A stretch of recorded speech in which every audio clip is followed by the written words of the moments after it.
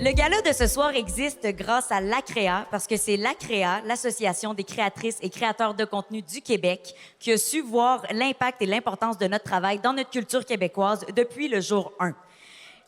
Merci. Le problème, en fait, attendez avant d'applaudir, je vais vous demander d'applaudir pour une autre raison. Le problème, c'est que les gens connaissent le gala Influence Création, mais les gens ne connaissent pas toute la créa. Par applaudissement, dans la salle, qui est-ce qui sait qu'est-ce que c'est que la créa? Ah! Vous êtes quand même plus que je pensais. C'est quand même bien. Je suis fière de vous autres, la gang.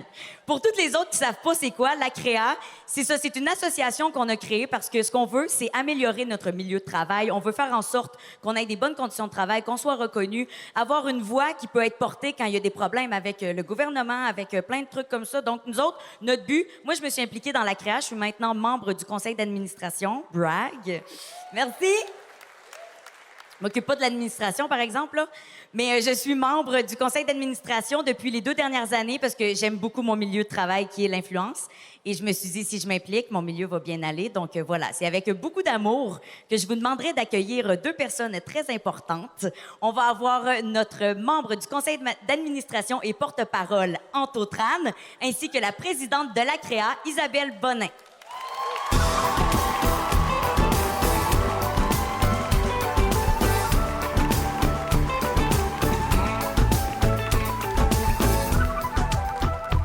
Chers invités, chers membres et chers créateurs, cette année, nous célébrons la 4e édition du gala Influence Création. On ne va pas se mentir, à nos débuts, les sceptiques étaient nombreux. Beaucoup doutaient de la pertinence d'un tel projet. Eh bien, regardez-nous aujourd'hui. 4 ans plus tard, nous faisons salle comble pour une 2e année consécutive à la Place Belle, en direct sur les plateformes de TV5+.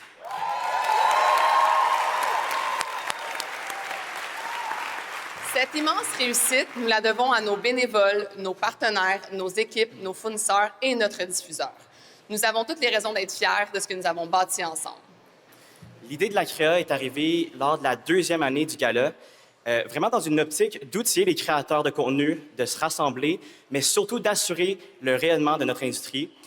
Puis, j'ose espérer que c'est ce qu'on fait à chaque jour depuis la création. En 2025, on a écrit 2 mémoires déposées à l'Assemblée nationale. On a aussi représenté à 3 reprises en commission parlementaire à Québec et à Ottawa sur des projets de loi et des études qui vous touchent directement. On a été aussi consulté par la SODEC pour des appels de projets en culture numérique et on a fait notre première formation TikTok offerte gratuitement à nos membres pendant 14 semaines. C'est quand même cool. Yes. On s'est rassemblés aussi à quelques reprises lors de nos événements ACREA Connect. Y a-t-il du monde qui était présent? Okay, cool. Cette année, nous avons entendu plus que jamais que les jeunes ne s'intéressaient pas à la culture. Je pense ici qu'on est plusieurs à penser complètement le contraire. Les jeunes, ils s'intéressent à une culture qui leur ressemble. Et c'est ce que vous leur offrez.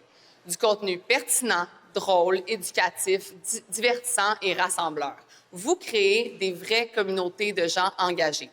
En fait, la CREA, c'est aussi se rassembler pour bâtir un discours commun et redéfinir la culture québécoise.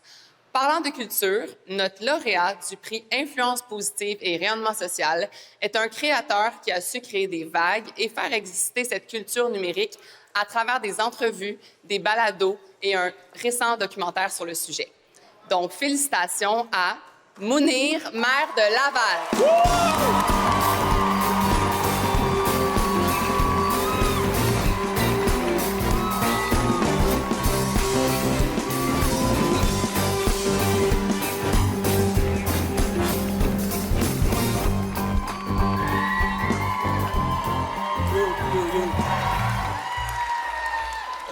C'est full random. Je savais pas que j'étais nominé pour ce genre de prix.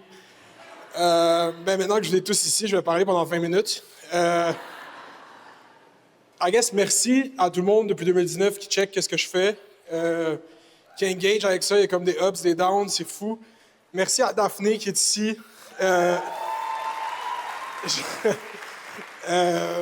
Je t'aime. Je sais pas quoi dire d'autre. Puis je pense que... Quoi dire? C'est quand même vraiment important la transition médiatique qu'on vit en ce moment. Puis je pense que c'est important de ne pas être complaisant par la médiocrité. Et fait que je voulais dire ça. Je pense que des fois,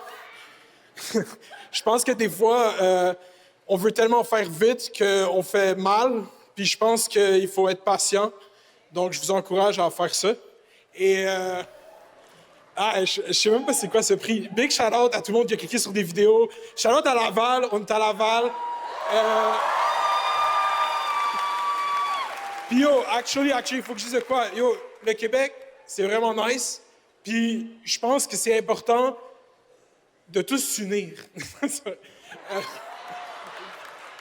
Fait que ce soit non seulement comme qu'on regarde une industrie culturelle qui est comme qui nous met de côté ou on a un sentiment qui met de côté une autre industrie, même à l'intérieur de cette industrie, il faut éviter les silos, il faut éviter de reproduire qu'est-ce qu'on dénonce. Donc, voici, merci. Big shout-out à tout le monde qui follow. Je t'aime, Daphné. Hein?